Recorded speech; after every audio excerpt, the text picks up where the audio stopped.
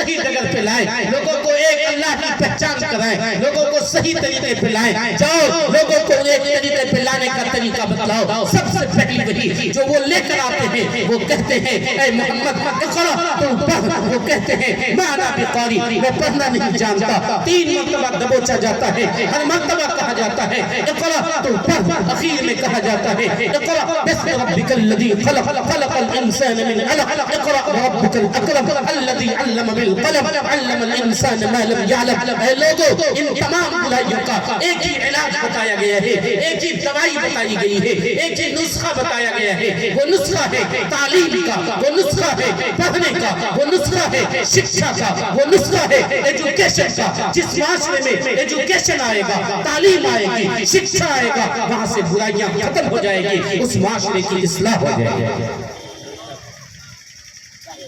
قرآن نے یہ نہیں کہا سلو لوگوں نماز پڑھو، قرآن نے یہ نہیں کہا تھا سب سے پہلے کہ زناکاری بند کر دو، شراب نوشی بند کر دو، زکوٰۃ دو، حج کرو۔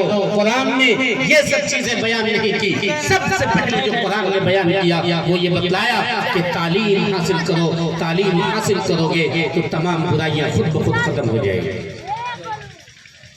آج میں اس معاشرے سے اور بہت پہلے ایک بڑے جلسے سے ایک بڑا جلسہ ہو رہا تھا، وہاں ایک غیر مسلم بھائی بیٹھے ہوئے تھے، وہ مائک پر آئے اور مائک پر آ کر انہوں نے ایک سوال کیا تھا۔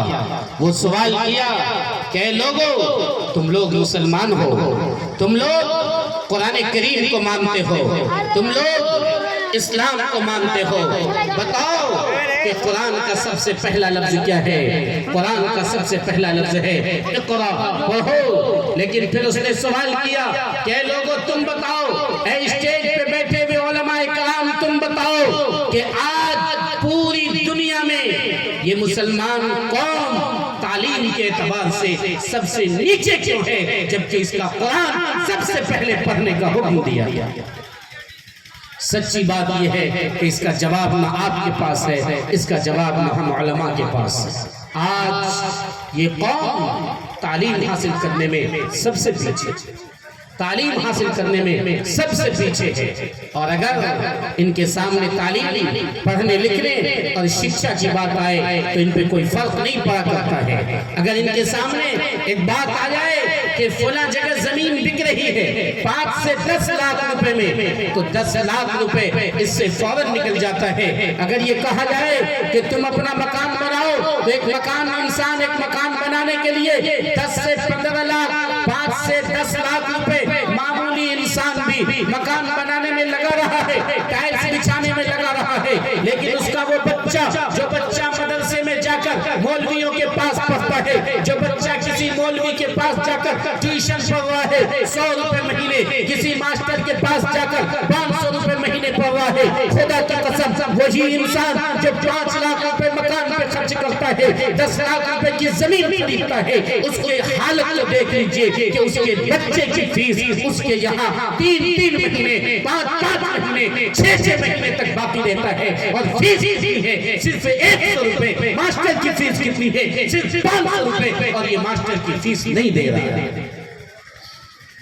یہی مسلمان اگر ابھی اعلان ہو جائے کہ وہاں خصی ذبح ہوا ہے اور شاندار خصی ہے تو 700 روپے کلو بکرا کا گوشت لینے کے لیے کھڑا ہو جاتا ہے، لیکن وہ اپنے بچے کی فیس کے اوپر 700 روپے خرچ نہیں کر سکتا ہے۔ یہ حیرت اور افسوس کی بات ہے۔ ہم جائزہ لے کر یہ بتلایا کرتے ہیں کہ آج کا ایک نوجوان روزانہ 3 سے 4 یا 5 گٹکا کھا جایا کرتا ہے، اور وہ بھی گٹکا بہت مہنگا آ رہا ہے، 25 سے 30 روپے کا رجنی گندھا آتا ہے۔ اگر اس نے 5 کھایا 30 پنچے 150 روپے ہوئے، 10 دن میں 1500 روپے، 1 مہینے میں 15 یا 4500 روپے، 4500 روپے وہ کھا رہا ہے، اسے منہ میں ڈال کر نشہ کر کے تھوک دیتا ہے، اور وہ اس کے پھیپھڑے کو خراب کر رہا ہے، اس کے جسم کے حصے کو خراب کر رہا ہے، لیکن وہی نوجوان 100 روپے 500 روپے مولوی کی فیس ادا نہیں کرتا ہے، ماسٹر کی فیس ادا نہیں کرتا ہے، بچوں کی تعلیم پہ وہ 1000 روپے خرچ نہیں کر سکتا، اور اس گندی چیز میں، جس گندی چیز کو اپنے منہ میں لینے میں بھی لوگوں کو کراہت محسوس ہوتی ہے، جس سے قرآن نے منع کیا ہے، جس سے حدیث نے منع کیا ہے، جس سے ڈاکٹروں نے منع کیا ہے کہ وہ پھیپھڑے کو کھاتا ہے، جس کو خود بنانے والا اس کاغذ کے اوپر اور بنانے والا اس کے ڈبی کے اوپر ایسی تصویر بناتا ہے کینسر کے مریض کی کہ اس کے چہرے کو دیکھ لیا جائے تو آدمی کو عجیب سی کیفیت محسوس ہونے لگتی ہے، لیکن یہ اس چیز کو کھانے پہ 4500 روپے خرچ کرتا ہے اور اپنے بچوں کی فیس پر 500 روپے اور 1000 روپے خرچ نہیں ہوتا ہے۔ بتائیے یہ مسلمان قوم اپنے معاشرے کی کیسے اصلاح کرے گی، اپنے معاشرے کو کیسے ٹھیک کر سکتے ہیں؟ اصلاح معاشرہ کا کانفرنس کر لینا اور اس معاشرے میں آ کر صرف شریک ہو جانا یہ کامیابی نہیں ہو سکتی، اس سے آپ کا معاشرہ ٹھیک نہیں ہو سکتا ہے۔ میں آپ کو بتلاتا ہوں، آقا و مولا تاجدار مدح نبی کریم صلی اللہ علیہ وسلم نے بتلا دیا کہ دیکھو یہ ایک جھنڈا ہے، جو اس جھنڈا کو پکڑے گا وہ کامیاب ہو جائے گا۔ اگر آپ ریس لگوائیں، 10 سائیکل چلانے والا سائیکل چلا رہا ہے، آپ کا اپنا بیٹا بھی سائیکل چلا رہا ہے، سائیکل کا ریس ہے، اس ریس میں آپ نے جھنڈا لگا دیا اور کہا جو اس جھنڈے کو سب سے پہلے لے گا اسے 50,000 روپے انعام ملے گا۔ آپ بتائیے آپ وہ انعام کس کو دیں گے؟ آپ اپنے بیٹے کو دیں گے، اپنے بھتیجا کو دیں گے؟ نہیں، وہ جھنڈا جو بھی لے گا، اپنا ہو یا غیر ہو، رشتہ دار ہو یا کوئی اور، آشنا ہو یا نہ آشنا، چاہے وہ اجنبی ہو، ہندو ہو یا مسلم، سکھ ہو یا عیسائی، جو سب سے پہلے اس جھنڈے کو اٹھائے گا اسی کو 50,000 روپے انعام ملے گا۔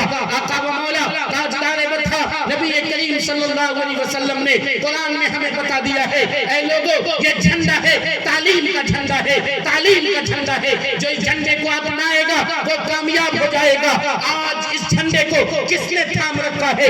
غیر مسلم بھائیوں نے، سکھ بھائیوں نے اور ان لوگوں نے تھام رکھا ہے جس کے آج پرسنٹیج اس ملک میں سب سے کم ہے، 3% لوگ ہیں برہمن کے رہنے والے، انہوں نے اس جھنڈے کو تھام رکھا۔